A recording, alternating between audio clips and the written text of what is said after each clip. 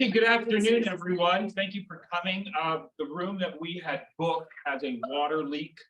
So thankfully, this room was empty, and my apologies for the delay. Welcome to our open forum on religion, academic freedom, cancel culture. Lessons from the Islamic art controversy at Hamline University. My name is Nader Hashemi. I'm the director of the Center for Middle East Studies, and we're proud to be co-sponsoring this event with the Center for Judaic Studies. We've organized this event for reasons that should be self-evident and obvious to everyone. The controversy at Hamline University has generated massive global media coverage, and it has been the subject of debate, controversy, and discussion for roughly the last month and a half. What happened at Hamline U could easily have happened at University of Denver. When we advertised this event, a colleague of mine at the Korbel School, who teaches a section of his international law and human rights course on the theme of freedom of expression and art, told me that he regularly in that course shows potentially offensive art involving religion, politics, sex. And so I easily could anticipate a problem like this happening. And I have no confidence that our esteemed leaders at this university would have responded with the moral integrity and decency that a response to this controversy would necessitate. So this controversy over Islamic art at Hamline University directly touches upon and significantly overlaps with debates and discussions that we have been having here at the University of Denver, but also across the country.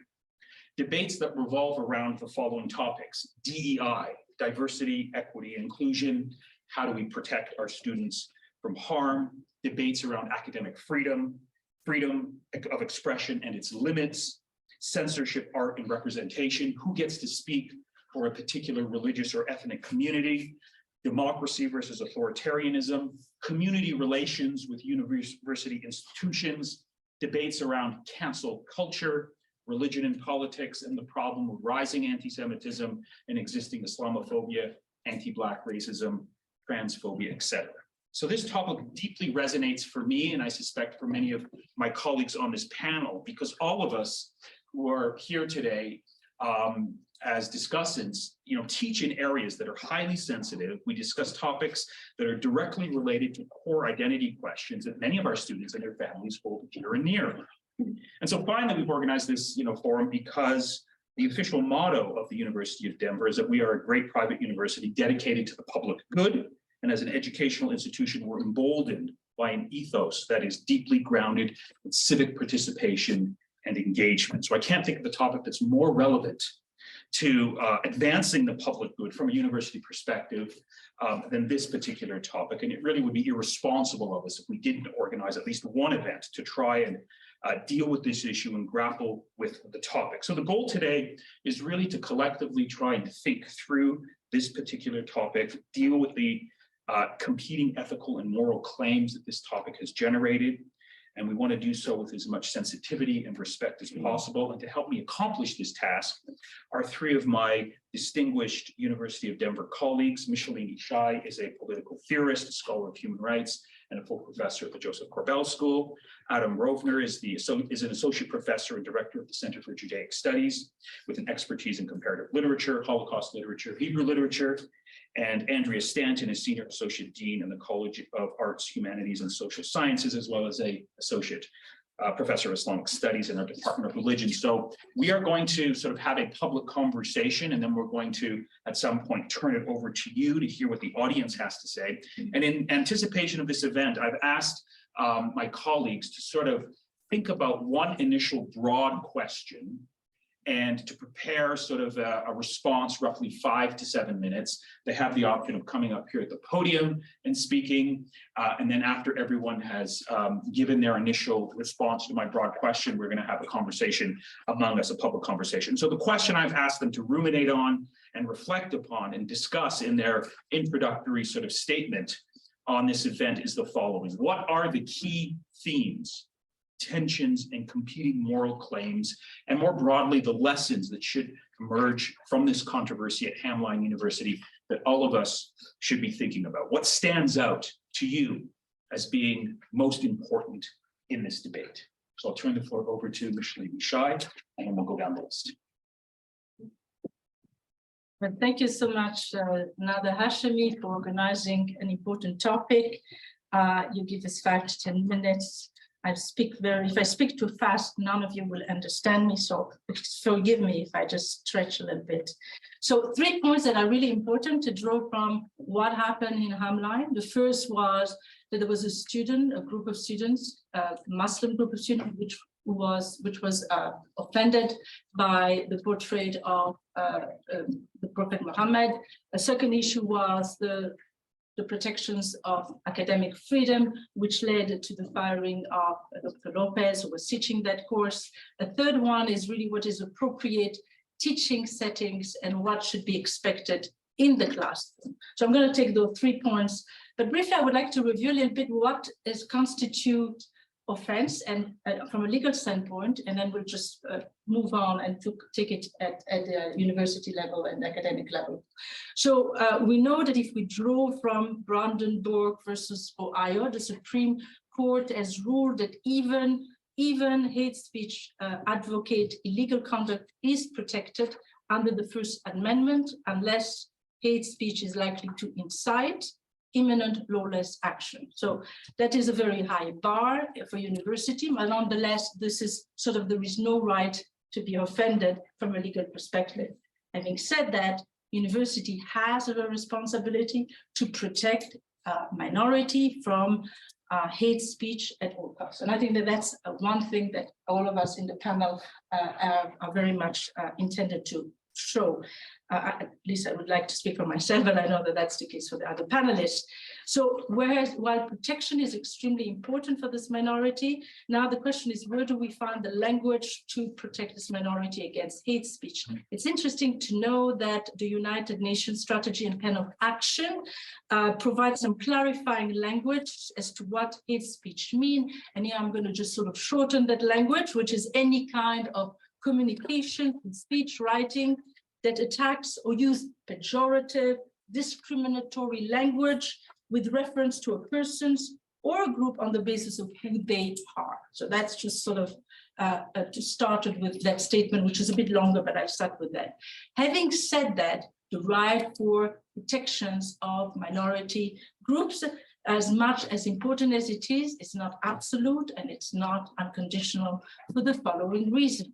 No one person or group, just as the Hamline case shows us, is actually representative of the whole community. Communities are highly divided, whether that's Muslim community, Jewish community, Christian community, Hindu community, and so forth. And then the question becomes, if there is that internal divisions with those groups, who is going to be claimed the right to be more offended? I'm just giving you an interesting example. Imagine for just a second how to negotiate one offense against another. So a Muslim woman wearing the hijab, while a secular Iranian woman see in this attire a tool of oppression. Now, it's going to be a very difficult task for academics to know who has the right to be more offended. And trust me that the list of situations like this is very, very long. So that's the first point I want to make. The second point I want to make is that we talk about freedom of religions, but we have to understand as well that a liberal arts college and university, religions is not off limit from as academic scrutiny. We know very well that King David himself had no action whatsoever when it came to these incestuous rapists and sometimes murderous children. We also know that the Prophet Muhammad had married a very young spouse, Aisha, at the age of 6 to 9 years old, 9 years of age, but I understand that the age has been contested. We also know that the Prophet the Apostle Paul has a call for the unconditional subordinations of women to their spouses in the New Testament. So there are a lot of issues, if we look at modern standard, that could be perceived as problematic when it comes to religion. And these days we have the sense that this is sort of an untouchable place. It shouldn't be. There is other issue that makes it difficult to negotiate between those points of offenses.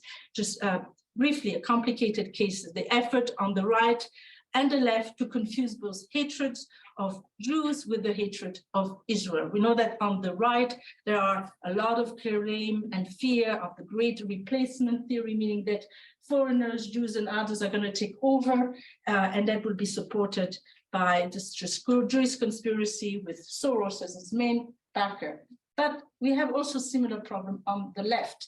And I'm going to just, please listen to what I'm just saying before you react.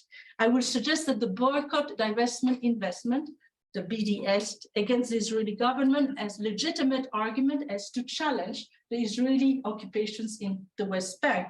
However, when it comes to the boycott of Israeli scholars in Western campuses, I found this to be more problematic, and those arguments may veer to anti-Semitism. Why? Because the standard is not similarly applied to people, to scholars who are from China, Russia, and elsewhere, who come from authoritarian regimes, and they, rightly so, should not be seen as a representative of their own government. So I think that in that sense, people have to be more careful with respect to that side of the BDS movement, which could veer to some form of anti-Semitism.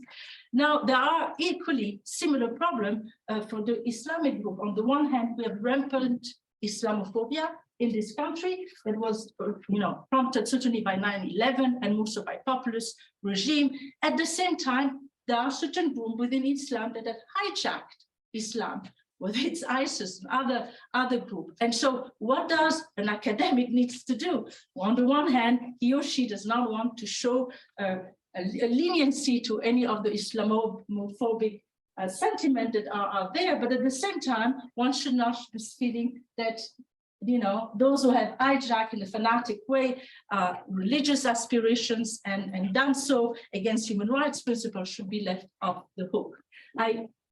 I can talk about more with the Kenneth Ross debacle in Harvard, but I just will keep going. One of the real problems for academic freedom, I really want to just impart that because I think it's important, is the notions of cultural identity. The identitarian politics is both on the right and the left, and it's creating really confusion, and it's not easy to disentangle this.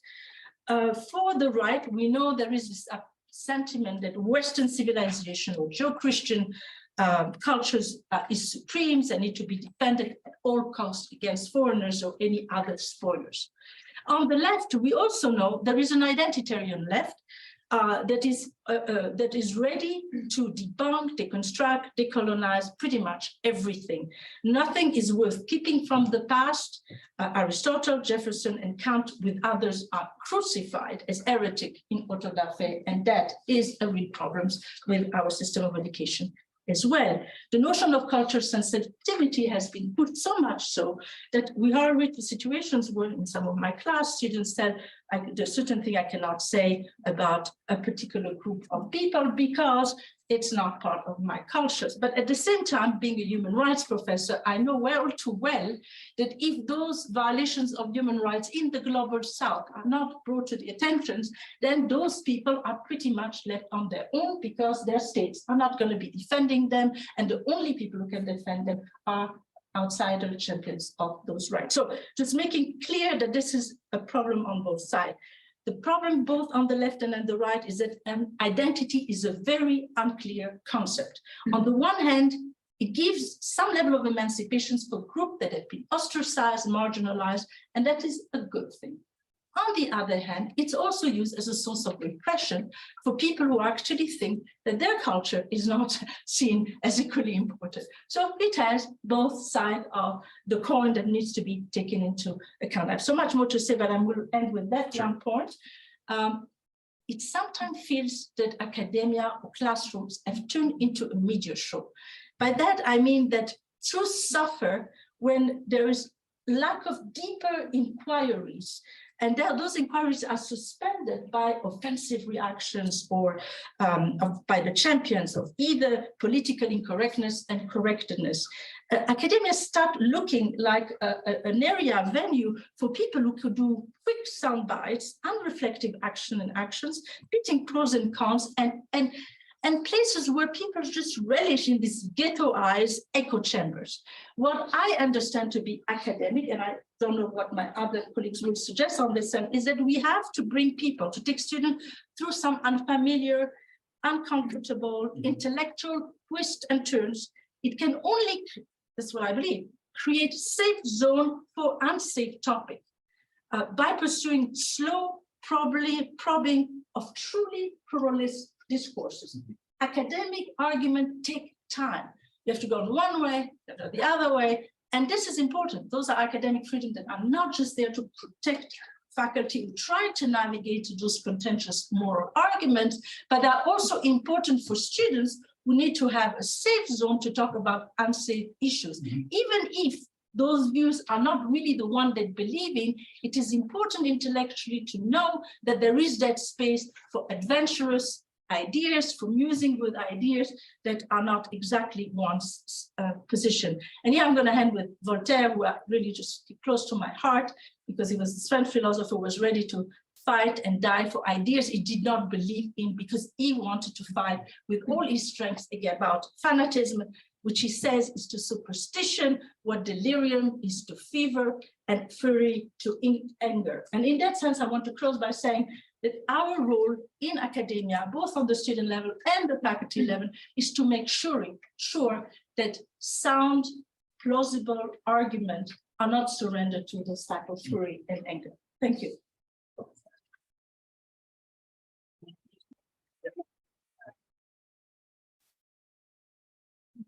Andrea, and I think I'm just going to start by a very professional thing. I think just turning those off. I'm not sure why they're on, but I don't think they're really adding that much. So I used to teach in this classroom in the COVID days. Be back here. Anyway, welcome to those who came in a little bit later. We've been asked to respond to the prompt of what are some key themes, tensions, competing moral claims, lessons that emerge from the controversy at Hamline University that would be useful for us all to be thinking about. I'm Andrea, and I'm speaking in kind of two positionalities here. So first, I'm a faculty member in the Department of Religious Studies. I'm an associate professor of Islamic Studies. So I've taught all of the paintings that were referenced in the Hamline University controversy, and we talk about that. But I'm also an administrator. So I'm the senior associate dean for the College of Arts, Humanities, and Social Sciences, which takes forever to say, and which also has the incredible acronym of the SAD. So I am the SAD for our college. I'm not actually a very sad person, so I find that kind of funny, but that's where I am. So first, again, as a faculty member, I've taught these paintings and the history of them in my Intro to Islam course, and I've taught them in our Islamic Empires course, and I've taught them in a course on faith and media.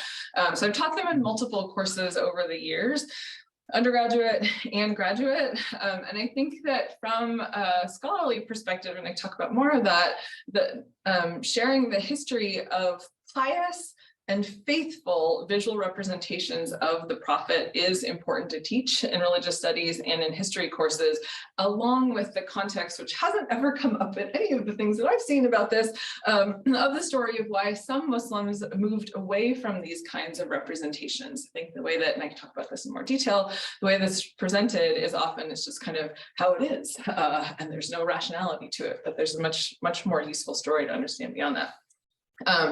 As an administrator, I think that what we are looking at here are, as the prompt suggested, competing claims. So on the one hand, we have the emotional distress of students, or in some cases, as has happened at DU, distressed student community members who are being exposed to information that is new to them and that they don't like or that they feel really uncomfortable with. In the case of Hamline, if you read some of the stories, that context, I think, was really compounded by the fact that the students who felt the emotional stress were not only Muslim students, so not only minority students from a religious perspective, but also primarily Black Muslim students. So also minoritized racially, and a number of them, I think, are first or second generation, either personally immigrants or newcomers to the US with their parents, right? So there's apparently a history in that institution, as there is in many institutions, including ours, of administrators, faculty members, department chairs, and others not responding to previous issues of racialized or religionized micro and not so micro aggression. So there's a reactivity that also makes a lot of sense in that particular context. On the other hand, from an administrative perspective, we have and also from, I guess, the faculty perspective, we have the responsibility to teach accurate information. So a lot of the conversation about the Hamline University controversy has centered around the question of academic freedom, which is the kind of freedom of expression in an academic context, the freedom to make arguments that may not be popular, but are supposed to be evidence-based. From my perspective, I think of it as being less of a question of freedom of expression in an academic context as it is a professional responsibility. So my PhD is actually in history. I'm a historian by training, and we were not really allowed to just kind of cherry pick and go in and pick out the parts of the historical record we like and ignore the parts of the historical record we don't like to suit our own political, religious, social views or to suit those of others. So for me, that's also a key theme. Like, how do we think about this, not just as an academic freedom issue, but as the responsibility to, if you're going to teach something, to get up and teach it right. And then it's also a question of process. So this is also a key thing for me as an administrator. It's probably really boring and really bureaucratic, but I think it's also protective. I think processes, when they work well, can be protective for people. So before I was the SAD of cause, I was a department chair. And when I became a department chair, I was told when people come to you with complaints, concerns, issues, don't respond reactively. Let them know you're going to look into this issue and then we'll get back to them. You have to actually get back to them, right? You can't be the person who never sends a reply email. If you've ever dealt with that person, that's not super fun. When I took this position, I was told the same thing, but more intently, right? So more intensely. So don't assume that you immediately know the context or you immediately know the answer. You immediately know the policy or the broader implications, right? So do your research and then get back to those involved so that you can figure out what the next steps are. That doesn't seem to have happened at Hamline on a number of levels, and we know it hasn't always happened here as well. But in both places, I think we have a lot of field experts available. So faculty with knowledge of whatever the issue might be, faculty with practitioner training and whatever the issue might be, people who can help explain something, who can help contextualize something, and help also brainstorm around any particular issue that might arise. At DU, we also have people who specialize in difficult dialogues, right? So we have experts at all levels. So from my perspective, again, I don't think this is a super exciting key theme unless you're in an administrative role, but from my perspective, one key theme is also the importance of administrators taking the time to do the research to understand the actual issues involved, which I think is so important because it leads to evidence-based solutions that can reduce harm for people and reduce the levels of distress and reduce the pain for people rather than piling on further. So again, I'm happy to talk. Maybe we'll have a chance to talk more in the conversation about kind of the historical and religious aspects, but I'm mindful of the time, so I will now hand it over to my colleague Adam.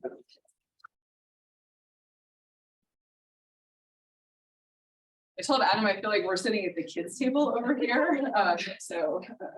Hey, thanks everybody. Thank you for all coming on your noon hour. I'm here as a faculty member. I do direct a center, the Center for Judaic Studies. I'm not representing the views of my colleagues. I don't even know what their views are. I mean, maybe I am, but I don't know that. I'm just going to talk about what I think. That's what Nader asked me to do. So that's what I'm going to do. Thank God I'm not an administrator professionally.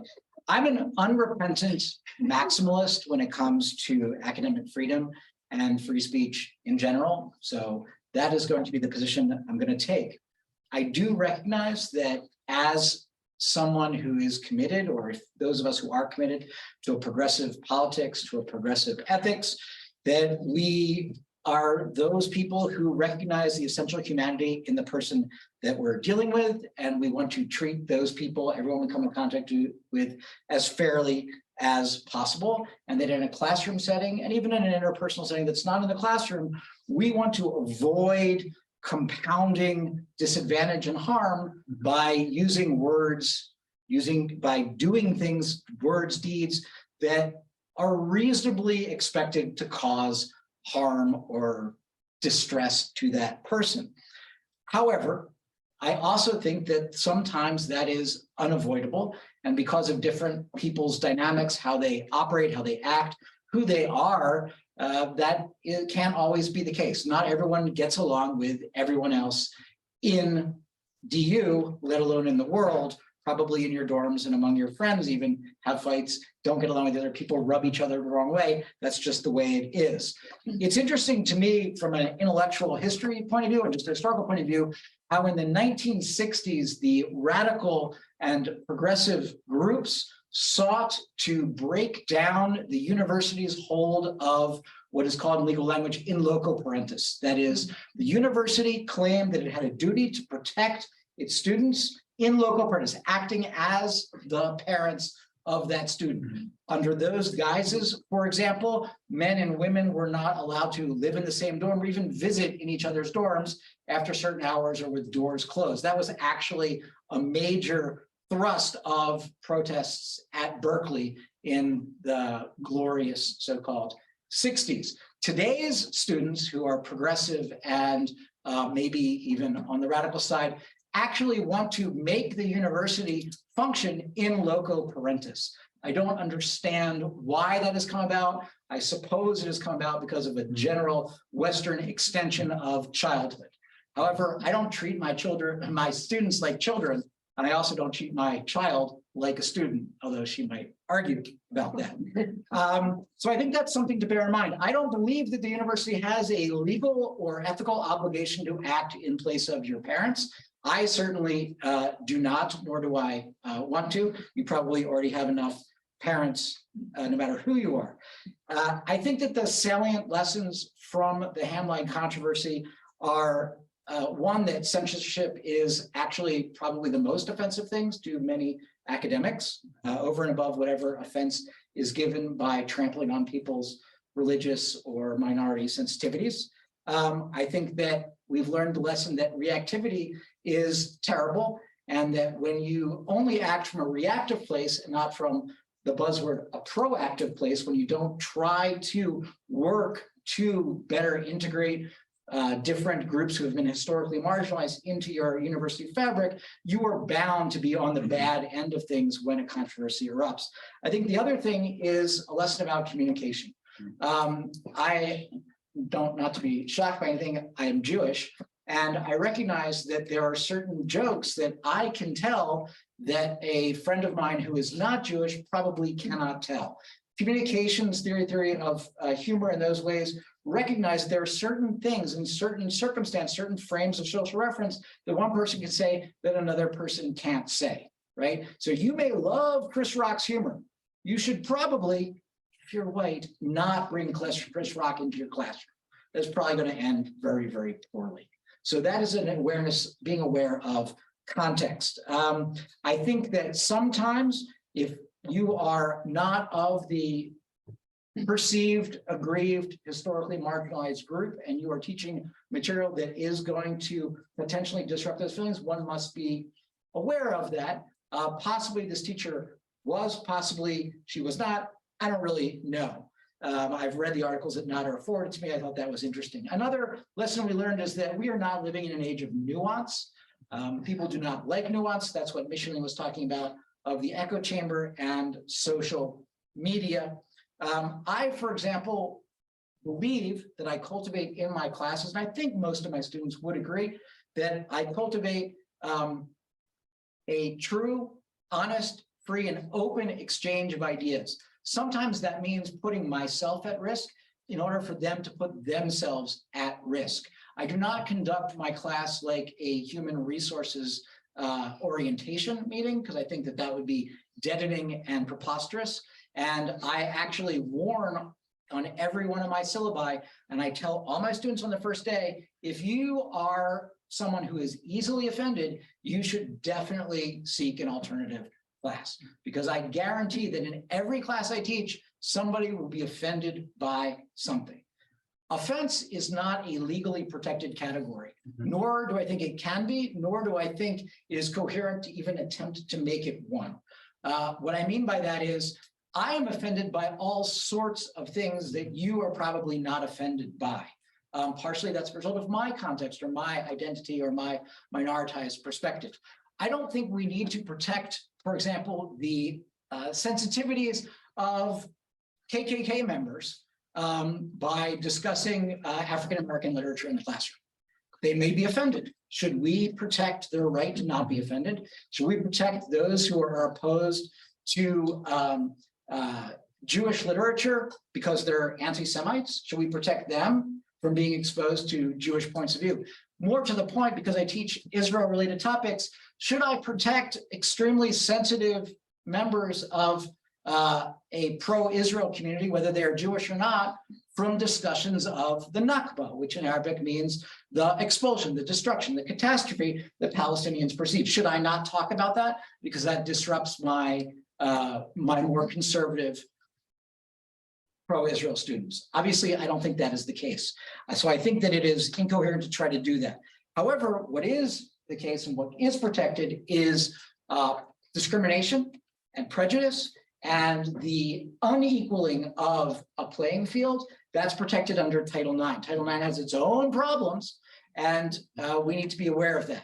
Title IX can also lead to self-censorship, and that is happening on our campus right now. DU does not have, DU, our college actually, the college that we're in, Arts, Humanities, Social Science, has a pretty good record of academic freedom. Corbell School, less so. They summarily fired a professor for talking about masturbation. My colleague Dodder here got in trouble, not for talking about masturbation as far as I know, but for talking, for making off-the-cuff comments and asked to speculate about Israel on a podcast. And he was also slapped on the wrist and perhaps had some serious damage done to his reputation. So anytime anyone gets up in front of people and speaks, and if the camera's rolling, microphones are recording, people are texting, who knows what you're doing, you are running a risk. Your faculty members are actually running a risk. And so there is no safe space for your faculty. There can also, therefore, not be a safe space for students. A safe space means a state in which free and honest and open exchange of ideas is not present. And so I find that notion a little bit problematic in my classrooms. That's it. Thanks.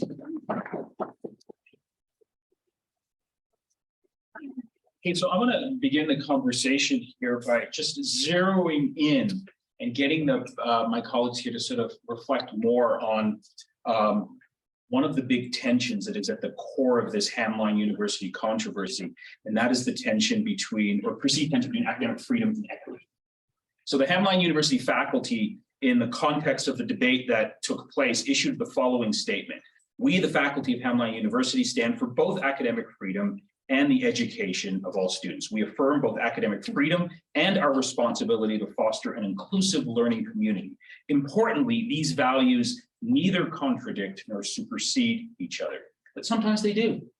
And clearly at Hamline University, the administrators' first response was that in the clash between academic freedom and perceived harm by some of the students, it's the sensitivity of the students that is going to supersede and be valued over academic freedom. So the question for my colleagues is if you could perhaps think deeper about this. How do you strike the right balance between these two sort of competing claims? What principles should we be following? And we've all addressed that to a certain degree, I think, in your introductory remarks, but I was wondering if you could perhaps dig deeper. If you were summoned by your supervisor that, look, a student is complaining, you said something deeply offensive, and now the student is deeply distraught and she has community support, how would you sort of respond to that hypothetical? Micheline? And then we'll go down.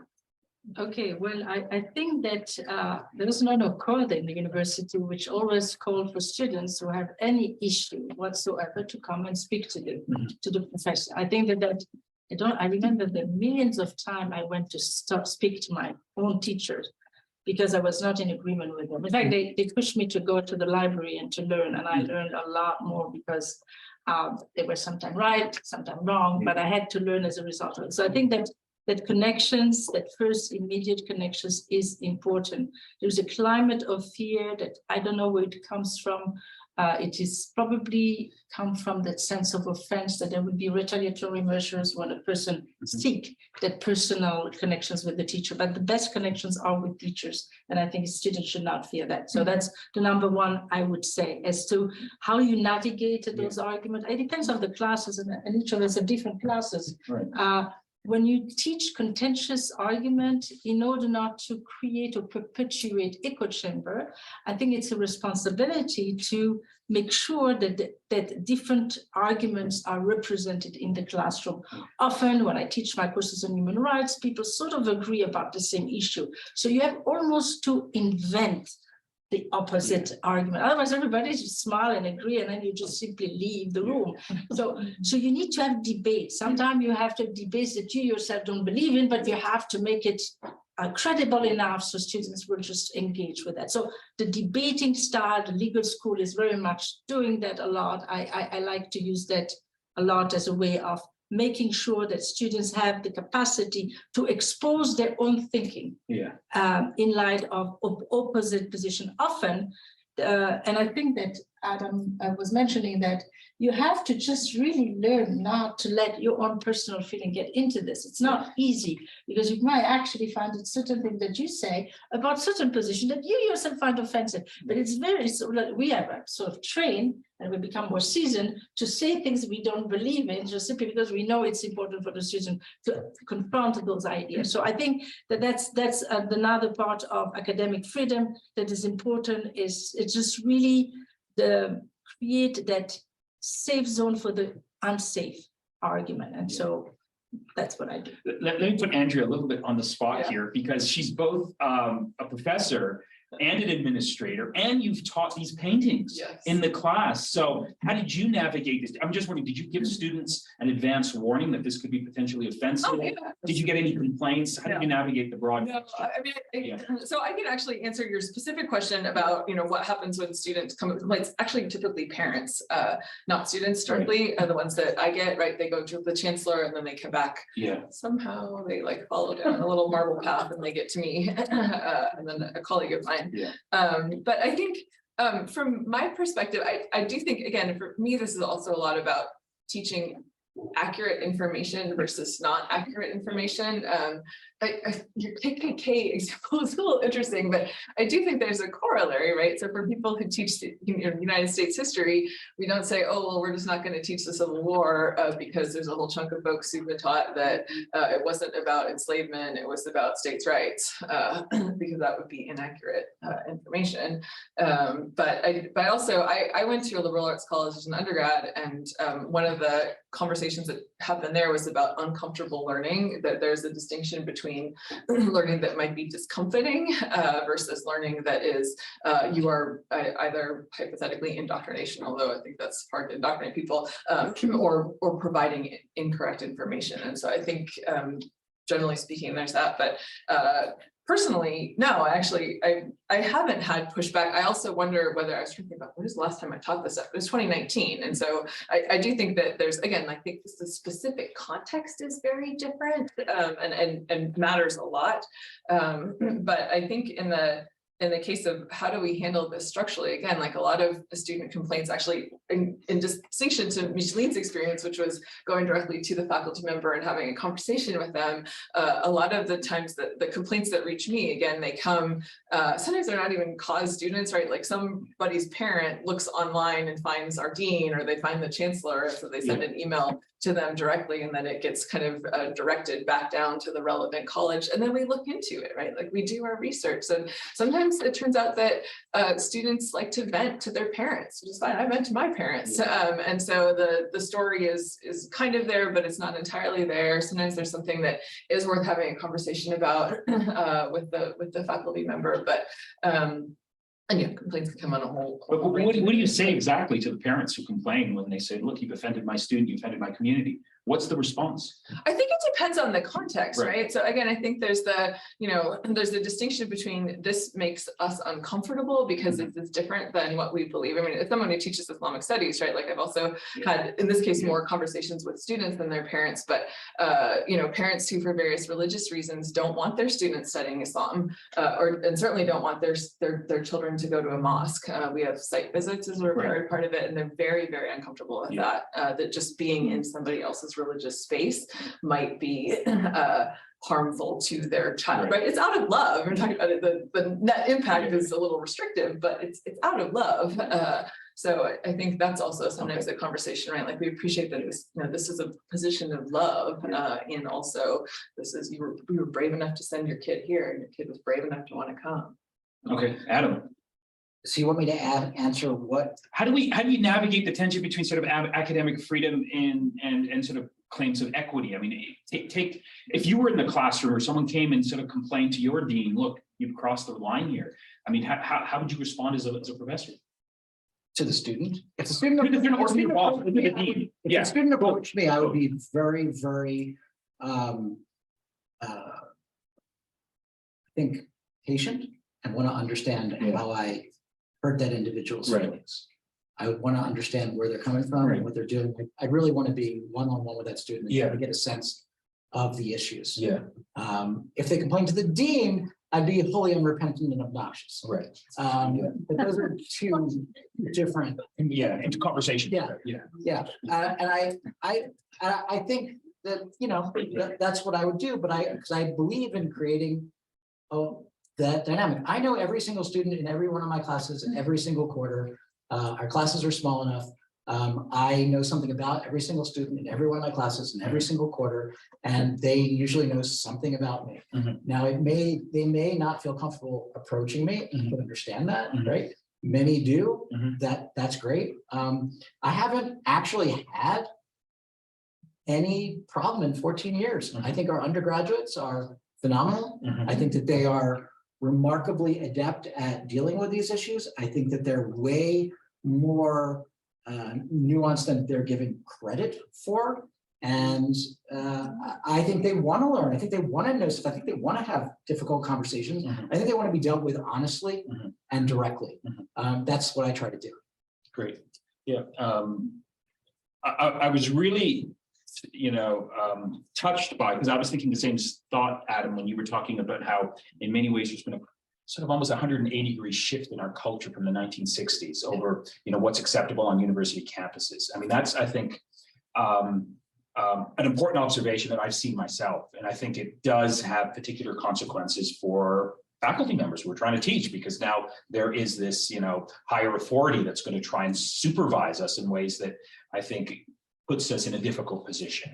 There's a lot to say on that topic, but I want to shift to sort of a provocative argument that deals with the economic underpinnings of this crisis.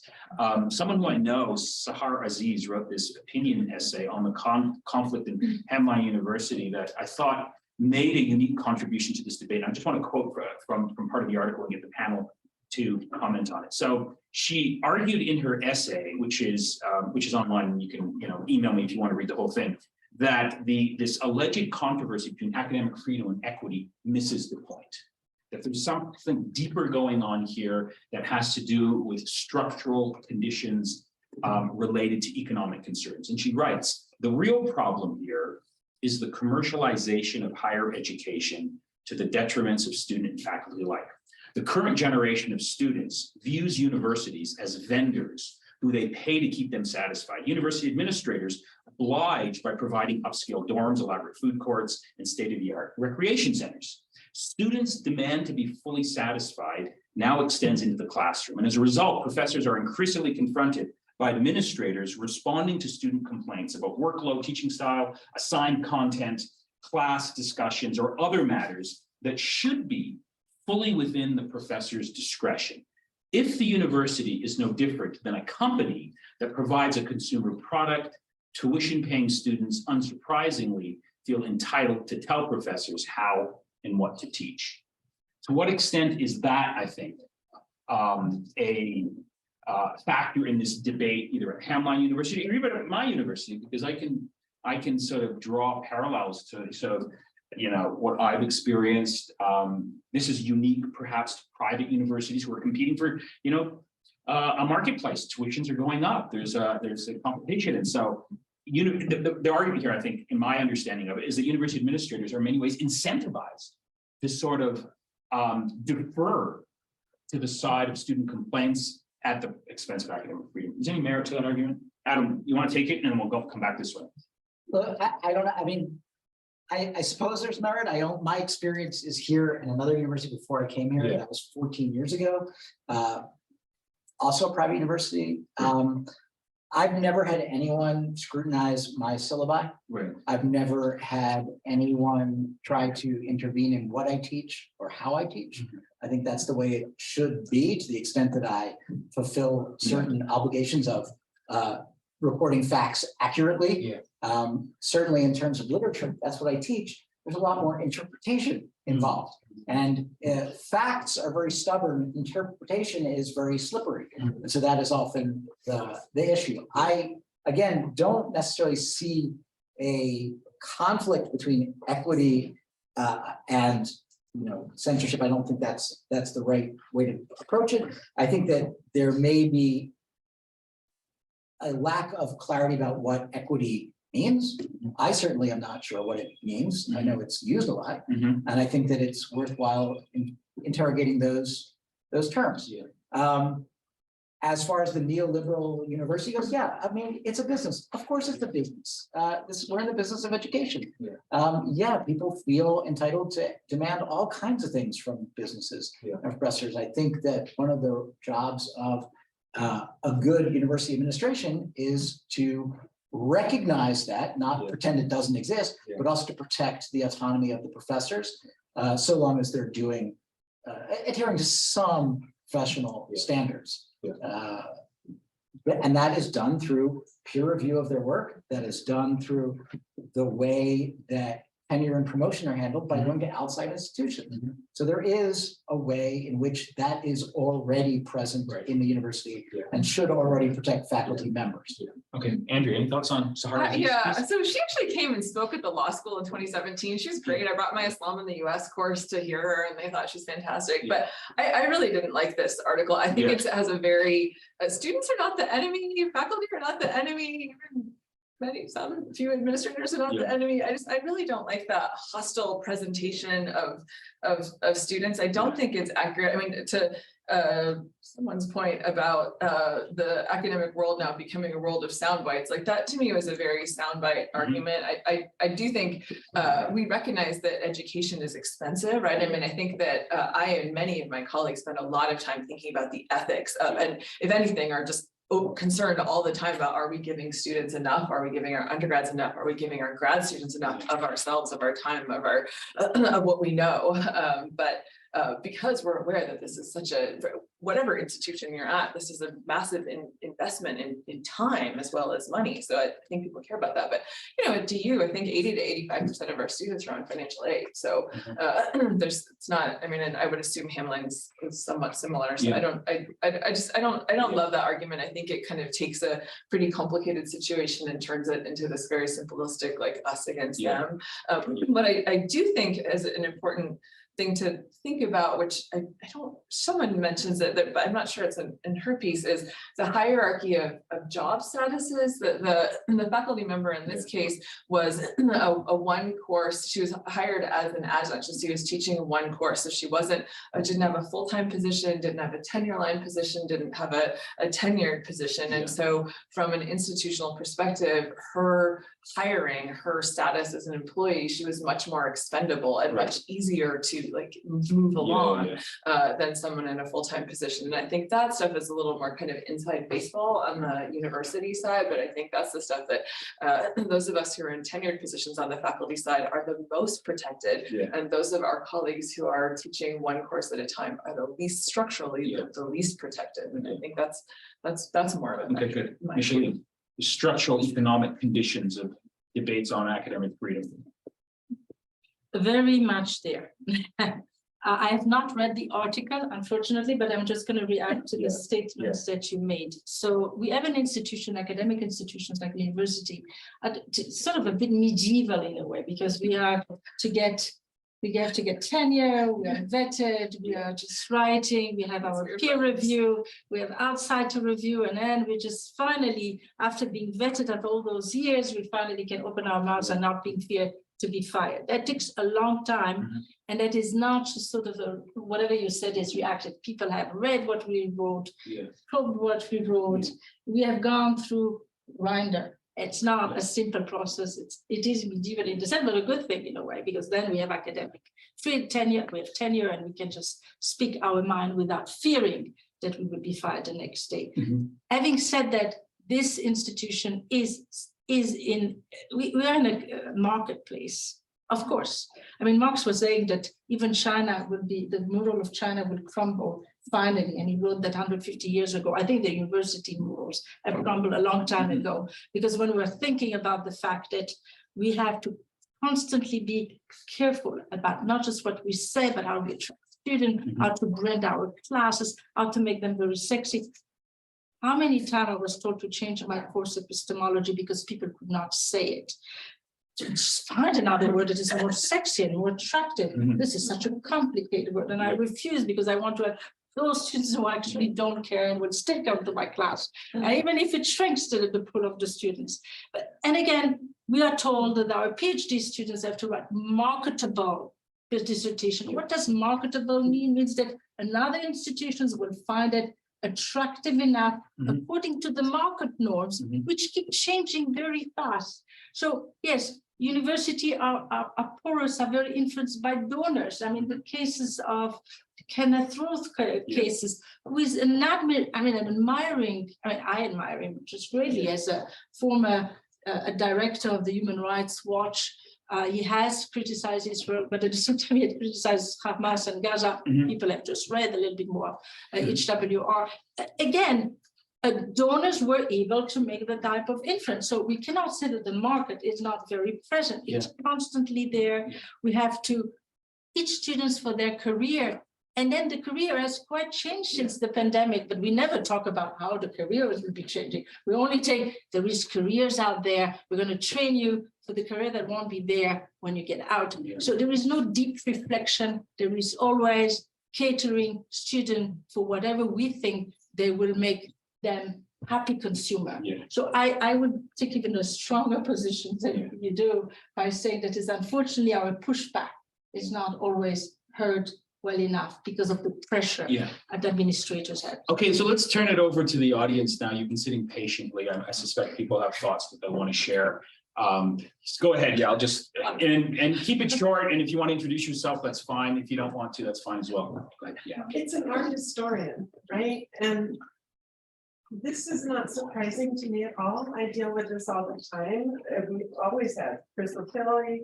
We have Robert Mapplethorpe, the male nude from Greek art, the female nude. It's like our reviews all the time.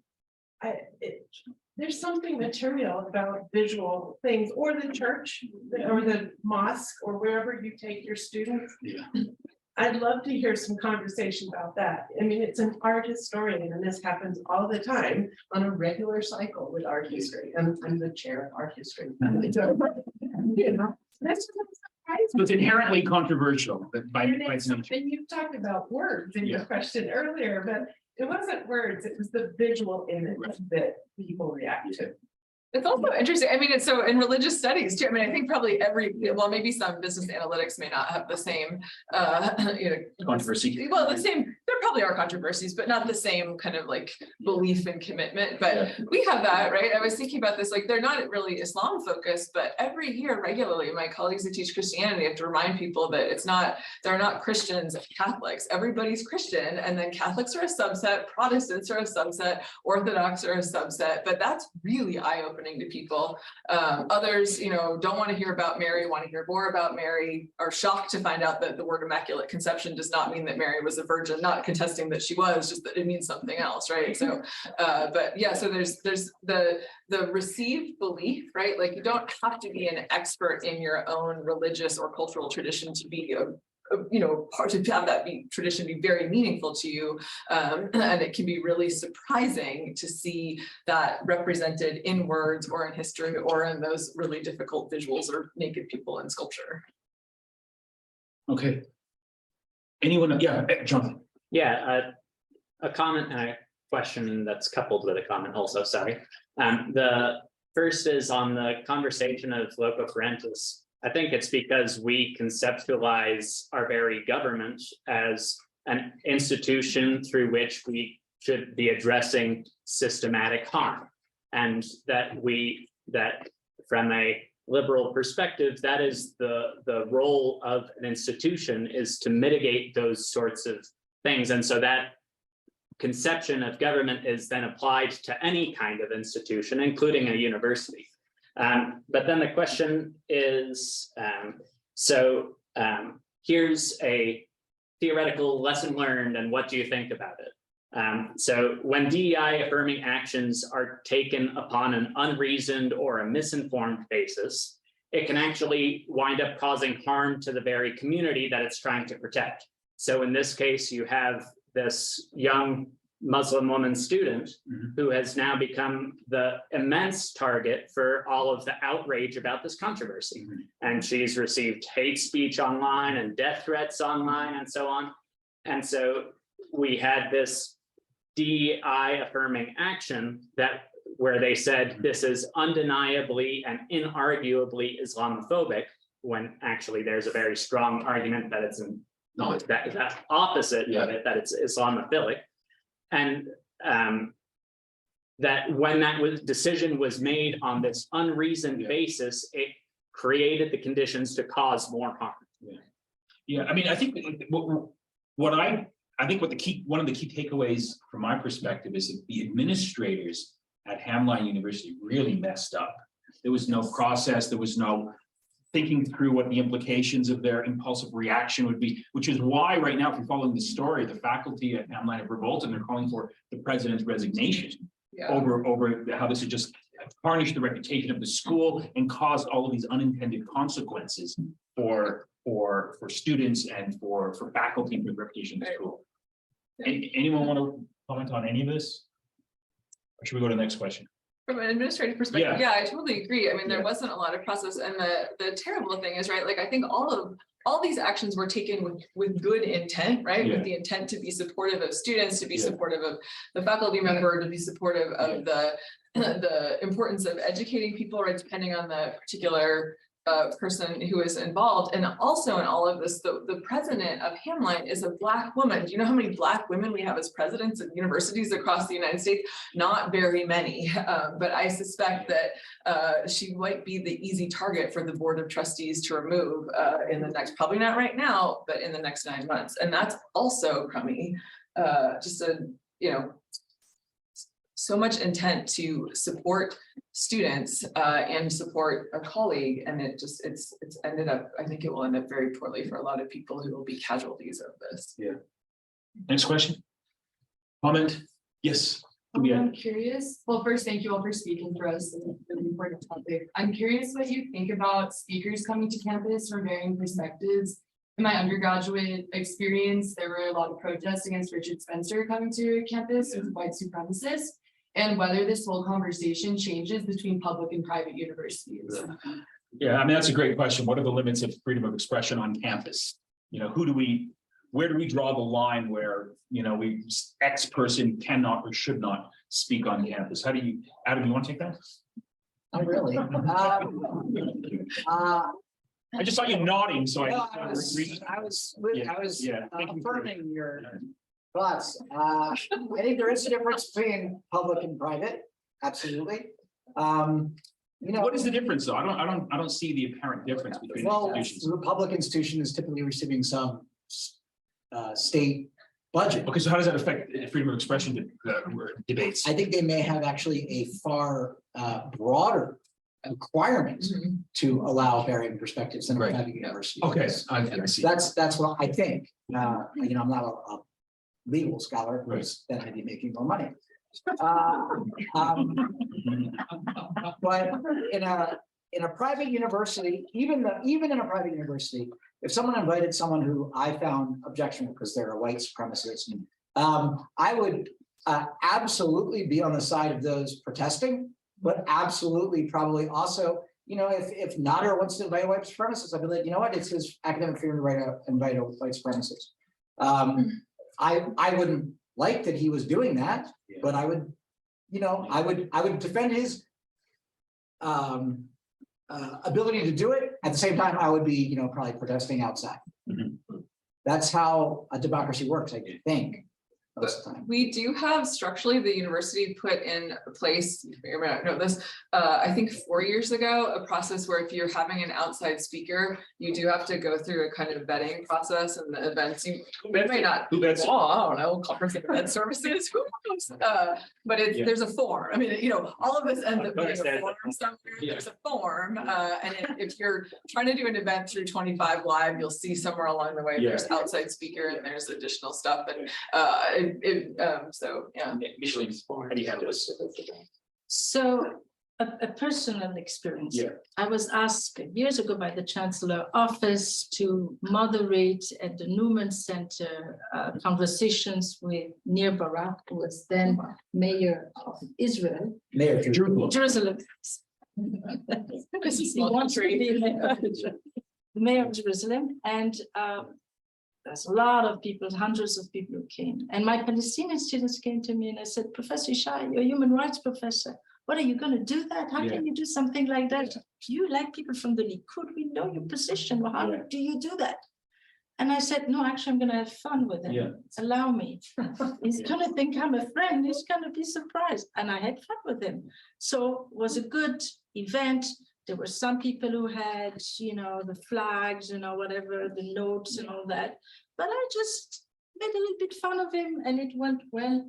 And I was critical with in polite way, but I thought it was important. So the same chancellor a little later asked me, do you think we should have Ahmadinejad coming here? And would you support him to come here? Who asked that?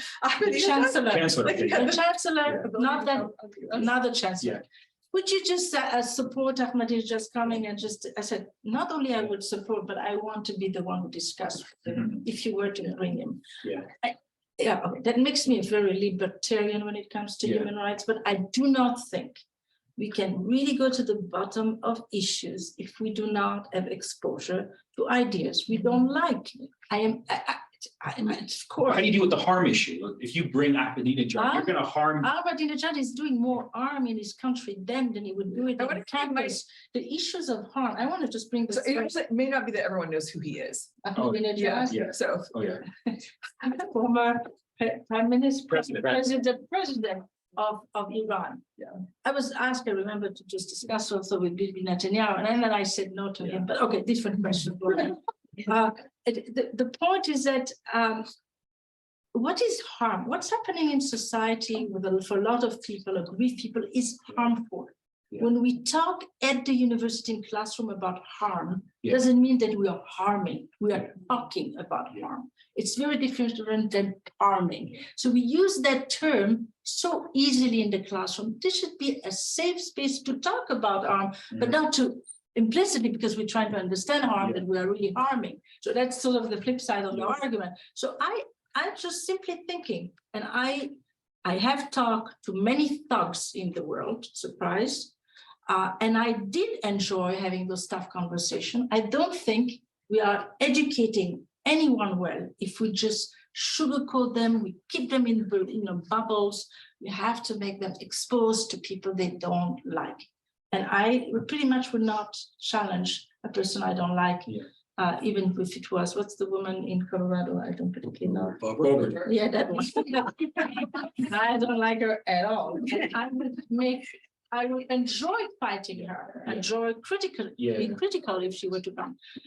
And I would understand people who want to boycott her coming as well. I think that that's part of what we do here. Okay, any other comments, questions? Karen?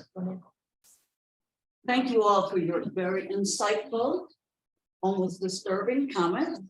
I'm thinking of a couple of things. One is the philosopher Charles Taylor, 30 years ago now, wrote that famous piece, The Politics of Recognition. I think we need to revisit that because it's an important argument that was not widely accepted. It was embraced by one set of people who found it a very compelling perspective about we have to expand the recognition. So everyone is now sovereign and everyone is equal, and it got a lot of pushback, but universities moved in one direction. But it seems to me that administrators have to go back and read that article and be more aware of what does politics of recognition mean. And I want to put that alongside the point of I didn't hear any of you really talk about cancel culture, and I'm concerned because I'm not sure faculty, except for Michigan. I'm concerned because I'm not sure that faculty really form a protected class these days. The preservation of ideas and open-mindedness, whether we are too much about the commercialization factor or too much about the marketplace, student satisfaction and so forth, our independence and, breadth of critical thinking, I feel has been partially compromised with the cancel culture phenomenon.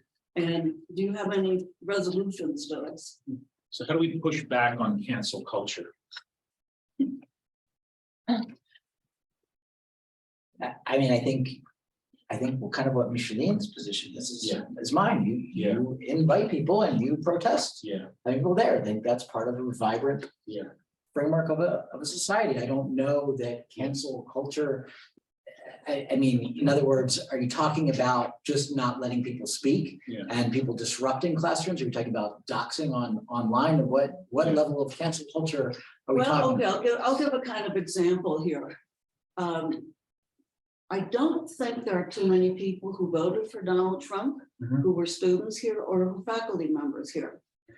But when he was elected, I had one student from a southern state who came to me and he was very distraught because he felt he couldn't even say he had voted for Trump because the environment was so dominant on the anti-Trump. And he inquired, what to do, how to manage this and so forth. He felt his peers would not accept him as he was a graduate student, by the way. And it was kind of awkward. I've heard other people from the alt-right community saying, the university really doesn't want to hear my perspective. It's just not respected. So there is some kind of closure here. Now, that's a great example. That's a great example. I don't know, does the panel have any thoughts on, what do we do in that particular place? I think you do nothing. If you have an unpopular opinion, then you either are going to voice it or you're not going to voice it. If you're not going to voice it, you're doing it either because you're cowardly or because you want to kind of get along, get along to go along to get along. It's a phrase. Unpopular opinions are not on the left or the right. I have plenty of unpopular opinions. And I just think you do nothing. Leave it to people to deal with it. I don't know that he's really not being critical thinking. Is he not going to? Narrowing it or not? That's kind No, of. I think it absolutely. How is he canceled? Is he not getting invited to the right parties? Like, I mean, he's still in school. I don't see that as a cancel thing. Canceling is when someone is deplatformed or when invitations are rescinded, or when participation is curtailed, or when your speech is interrupted. And I think all of those things are legitimate forms of nonviolent protest, no matter who's using them. And I also think it's legitimate to invite all sorts of people with all sorts of different opinions. But again, I'm a maximalist, and I realize that's maybe a libertarian you're saying. I mean, I'm not a libertarian, but. So Micheline, how do you respond to the question from Karen on cancel culture and the limitations that that's This is imposing? the one place, Karen, I would want it to cancel Trump, but okay, I can't resist president. You can't do that. Okay, we cannot speak about our personal opinion, but okay, that would be my first. Okay, I do remember students like the one that you mentioned in my classroom who felt that they were intimidated by a new cultures that wanted to cancel his opinion. And I did encourage him, although it's not a Trumpist. I did encourage him to speak up his mind. And part of the reason is because I thought that others need to hear and understand where those voices come from, why they alert to people like Trump, why some people want to continue to be anti-vaxxers. I mean, they needed to hear the argument. And I thought I was going to absolutely use that as a way to just bring those voices out there in order to reckon with them. I was not going to put it outside back, despite the fact that I had allergic reaction to that name. I think it's also interesting. I mean, the culture part of that is interesting, right? It's a bit of a cliche right now to say that the United States is in a really polarized society, right? And so I think Adam's right that canceling is about, suddenly the loss of professional persona or the kind of professional attempts to, or public attempts to annihilate somebody's reputation. But the culture part, I think when cultures go awry, it takes a lot of work and time to shift that back. So I'm not sure that I'm not sure that there is an easy solution or resolution for that. But I think about that also in the institutional context is that one of the conversations in higher ed of like the past 5-10 years, like many of you know, is the idea of whether someone can bring their whole self, right? Can students bring their whole self to a course, to a class discussion? Can faculty and staff bring their whole self to that? And often that's considered like, can you bring your own your own sense of gender expression? Can you bring your religious identity? Can you bring your first gen background? Can you bring your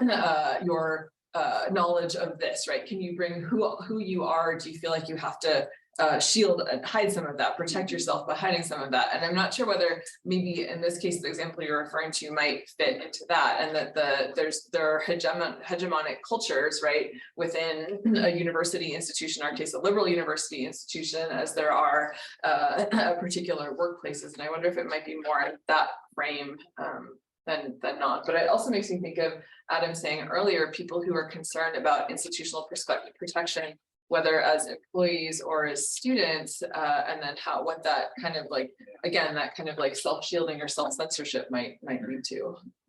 Micheline, do you want to add something? When you just talk about whole self, I feel confused because I have so many selves. I'm one against multitude. I do not want to bring all my selves in the classroom. I really want to repress most of my selves, which is the only way to become an academic and intellectually responsible. Because if you bring all the other selves, then they get to fight with each other. No, so I just to bring back the issue of cancel culture, I think that Karen Festi just brought one point about debates and accepting debate, but there is also the attack on classic texts, and I think that that's a problem. So Meaning classic, what do you mean by classic texts, the great giant in the Western canon? Western canon. Right. To me, that is a problem, whether it comes from the right, or certainly when it comes out of the left. It's not the text that is always the problem. We can use any text. We use our critical way of thinking to situate the text in a particular historical time. We engage them in order to retain that which we think is valid and reject that which we don't think it's valid. The reason why we teach text of that sort is because people of that sort were brilliant. And maybe people like to just not think that they're brilliant because Aristotle was, perpetuating or thought slavery was justifiable. And maybe other thinkers I like were anti-Semitic, and I keep reading them and I think they're still amazing, but oh my God, why are they anti-Semitic, et cetera, et cetera. When you talk historically to a long period of history, you have those people who are really failed character, really, and the ideology is far from perfect. But if you take the multitudes of what they represent, you want to actually engage with those aspects rather than throw the baby and the water. So in that sense, I think that the cancel cultures, when it comes from the left, went a bit too far. Okay, last comment, I guess, to Rezwan, and then we'll end it unless anyone else has their hand up. Go ahead, Rezwan. Hello, I'm Rezwan. I'm a PhD student at CU Boulder and Lavelle. I've been lucky to be listening to so many of my professors who talk to me directly, and I attended many of the courses of professors here. So two issues here. I think the first one is that do you think there was a little bit of communication gap between the university and the community there? Because we often get universities are sometimes like ivory towers, although I think you does a good job in that regard. So because that religious community there, they took a stance and they said this is blasphemous, and they completely supported, and there was a strong pull. Okay, this is, you cannot do that. You have completely offended the religious line. In nowhere in the world you will be able to speak in that tone. So and maybe the university was talking in a different tone. So there was, I think, a discrepancy in the wavelength of where the community was and the university was. I think we will be coming across a lot of issues like that in future, and what should be the role of university and community relations in that regard. And the second is with regard to cancel culture. I think one issue from my experience of TAing and teaching at the older undergrad students is, for example, we have 200 students here, for example, there are a lot of other students who are very much influenced by the echo chamber of social media. And because of our social media climate, our political climate, in red states you can't talk about certain things, in blue states you can't talk about certain things. So the freedom of expression has become essentially very political. So I was wondering if, and I was really surprised that students don't know what is economic freedom, what is freedom of speech, freedom of expression. So I was wondering if universities could do something like in their syllabus statement or orientation or policy statement that, you know, this is what you are expected to do in university campuses and stuff like that, because the social media unfortunately is becoming really toxic. You can't imagine that on TikTok, on YouTube, Andrew Tate is the most searched person. So, and it is the direction that we're going to, because this is something that I think we can no longer turn a blind eye to. So Andrea, I want you to sort of respond to us one. I mean, we have a code of ethics here that theoretically students are supposed to live up to. They probably don't. Most people don't read it. But is there something within the code of ethics that deals with these questions of freedom of expression and its limits, or should there be? Good question. I mean, all of your questions, it's so lovely to see you, and all of those questions are really helpful. I think there's also the joy of putting together a syllabus, and I think that most syllabi are probably like 10 to 15 pages now. And so the idea that everyone reads them, memorizes them, like really like treasures every word that you wrote in that syllabus is a little tricky. And then another place where people really love to put things is in orientation. So particularly like undergrad orientation, but also grad orientation. And it's just a lot. Like we can put all that in there and it might actually be in there now, but it's very hard for people to remember that throughout. So I love that idea, right? Like how do we make concepts real is by we help people keep knowing what the concepts are, keep reiterating them. Like the idea of DU is a great private institution dedicated to public good, right? Like that lives for a lot of us because many of us keep saying it. We debate what the public is and what good is, but it's really meaningful. So I think I think that's a really helpful point. I think we'd have to think about the idea that it wouldn't just be a one and done, and maybe a syllabus isn't the best place for it, but somewhere in there, right? Some like quarterly or even annual reminder that this is what we're all here together as, you know, participants in this larger process that is intellectual and civic and it's career oriented and it's all kinds of other things. Okay, well then I think that's it. You know, I want to thank my panelists for showing up today and helping us think through this issue. I've learned a lot, and we can continue to have these conversations here at the University of Denver. So thanks for coming. Thanks for your questions.